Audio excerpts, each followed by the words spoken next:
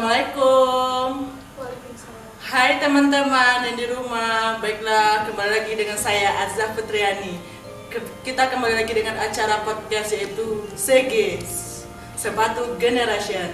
Baiklah, pada acara kali ini saya ditemani oleh rekan-rekan saya yaitu Bapak Firman Aldi. Dia seorang mahasiswa Politeknik di mana dia berasal dari Pasaman Timur dan juga seorang pengusaha ayam broiler herbal. Iya, hello guys. Halo. Baiklah, selanjutnya yaitu Mbak Triwahyuningsi. Dia seorang mahasiswa Politeknik juga, di mana dia berasal dari Solo Selatan dan juga seorang perintis pengusaha muda. Halo, assalamualaikum.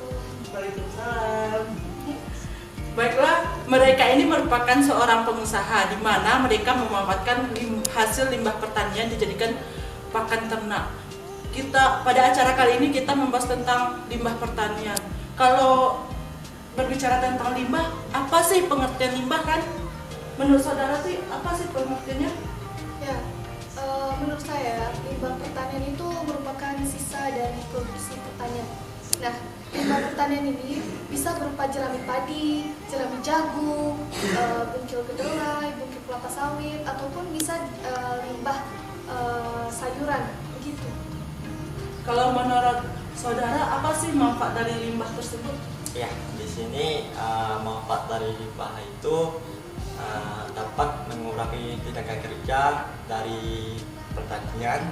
Yang kedua itu dapat dijadikan sebagai pakan alternatif, yang mana kita ketahui pakan sekarang lebih mahal dan dapat kita gunakan sebagai pakan lebih sederhana. Yang terakhir mungkin bisa digunakan sebagai obat-obatan untuk ternak. Kalau untuk saudara gimana sih kalau kita bisa menemukan limbah tersebut? Ya. Dikatakan ya, Indonesia ini kan dikenal dengan negara agraris gitu. Jadi bisa dipastikan dong gitu. Banyak kita temukan limbah petani itu di banyak tempat gitu. Bukan begitu saudara Firman? Ya, betul. Saya sendiri berasal dari Pasaman, itu sudah terbukti itu adalah pengolahan limbah pertanian yang cukup banyak, tetapi kebanyakan dari masyarakat kami belum bisa mengolah limbah peternakan tersebut sehingga belum bisa termanfaatkan. Kalau melihat dari itu gimana sih bentuk olahan yang saudara lakukan?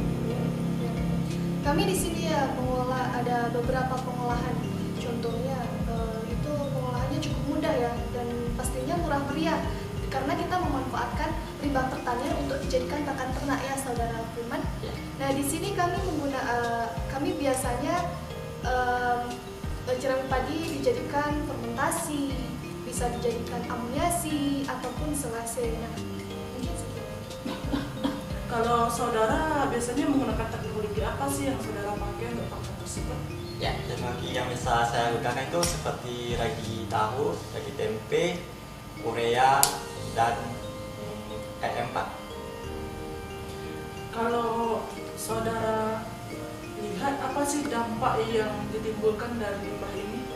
Ya. Dari beberapa ya, ada beberapa dampak dari limbah pertanian ini. Ada dampak negatif dan ada dampak positifnya. Nah di sini dampak negatifnya itu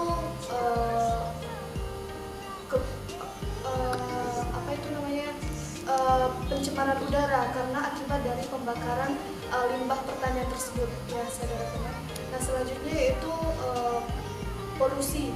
Nah selanjutnya biaya tenaga kerja itu cukup banyak karena dia berusaha untuk membersihkan lahan pertanian dengan membuangnya begitu saja. Jadi menurut saya kurang efisien saja jika limbah pertanian tersebut kurang dimanfaatkan, bukan begitu kan? Ya, betul.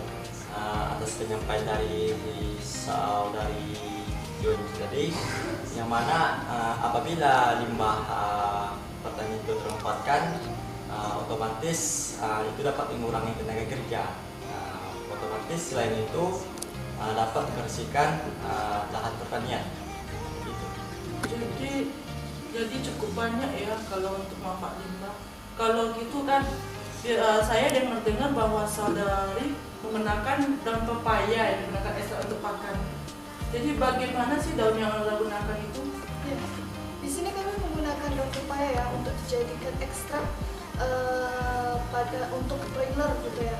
Jadi di sini kami memanfaatkan daun pepaya yang sudah tua tetapi dia masih hijau. Nah, jadi dengan cara begitu kami tidak menghabiskan pada saat itu saja, kami masih mengembangkan sehingga daun pepaya masih bisa dimanfaatkan selanjutnya begitu. Kalau untuk pengolahannya gimana sih?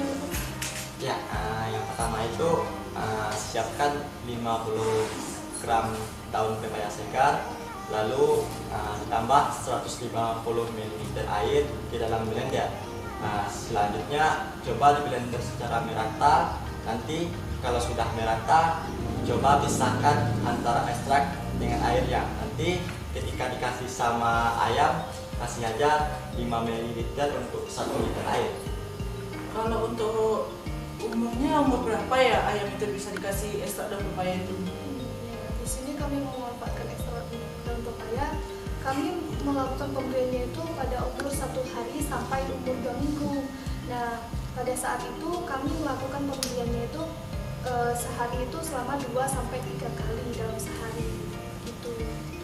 Oh iya, kalau itu apa sih manfaat yang ditimbulkan dari pemberian ekstrak daun pepaya ini, Mas? Nah, untuk obat sendiri, yang pertama itu dapat meningkatkan imunitas, yang kedua dapat mempertahankan antibodi, yang ketiga dapat menambah nafsu makan, yang terakhir itu dapat membersihkan saluran pencernaan.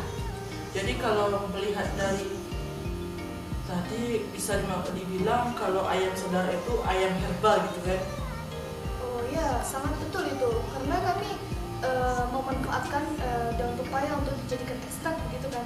Nah, di situ tuh kami tidak menggunakan obat ataupun vaksin ke broiler. Jadi kami memanfaatkan itu. Nah, dengan pemberian itu, pemberian PBB yang dihasilkan itu sangat optimal dan pastinya maksimal PBB yang dihasilkan gitu. Kalau gitu apa sih dampak yang saudara amati ketika ayam tersebut diberikan ekstrak tersebut? Nah, di sini apabila daun pepaya itu tidak diberikan sesuai standar, maka akan mengakibatkan mortalitas akan meningkat atau terganggunya saluran pencernaan. Selain itu, masalah perubahan cuaca antara panas atau hujan bisa mengurangi kinerja dari daun pepaya tersebut. Nah, selain itu juga dengan memanfaatkan daun pepaya ini, kita bisa menggunakannya untuk dijadikan obat. Bisa untuk dijadikan obat DBD, lalu membersihkan saluran pencernaan, bisa juga untuk dijadikan obat jerawat, nah juga untuk bisa dijadikan sebagai obat kram perut saat menstruasi, dan masih banyak lagi loh yang bisa dimanfaatkan gitu. Wah, banyak juga ya manfaatnya. Kalau gitu kan kita bisa ambil kan bahwa jika menggunakan daun pepaya banyak manfaatnya, tapi juga ada kekurangannya itu dengan pemberian terlalu berlebih juga ada juga akibatnya ya. Jadi bagi teman-teman yang di rumah, jika ingin mengaplikasikan teknologi ini disilahkan, karena ini juga bermanfaat untuk teman-teman semua. Karena dengan itu kita bisa meminimalkan biaya dan segala macamnya. Dan juga beternak itu gampang teman-teman, jadi tidak harus menggunakan biaya besar. Bisa memanfaatkan bahan dari hasil buangan kayak limbah hasil pertanian tersebut. Baiklah, mungkin hanya sekian dari acara kita kali ini. Terima kasih atas informasinya dari narasumber kita, dan juga terima kasih atas kehadiran dari teman-teman yang di rumah yang telah menonton, dan juga jangan lupa ya di like dan subscribe channel ini, dan jangan lupa dibagikan ya. Baiklah, hanya sekian. Assalamualaikum warahmatullahi wabarakatuh. See you next time.